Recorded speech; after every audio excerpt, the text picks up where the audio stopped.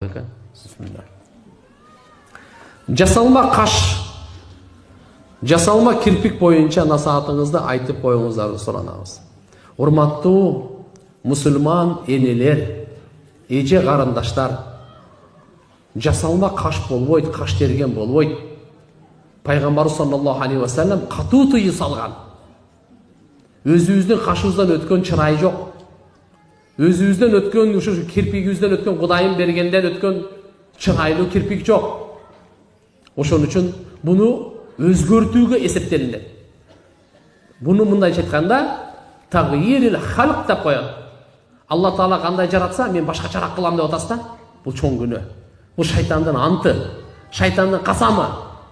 Касам ичкенде, мен азгырамын бенделеримди, бенделерим өзүнүн жаралуусун өзгөртөт деген. Бул жаман нерсе. Ошондуктан сураныч, жасалма каш, жасалма кирпикти тототуңуз. Сиз имандуу, бактылуу болгонду каалайсызбы? Тототуңуз. Алла Таалам сизге берген чырай, ага эч ким андайдан башка чырайды бере албайт. Жасалма өзү сөзү деле айтып атпайбы? Бул жасалма, акыйкат эмес.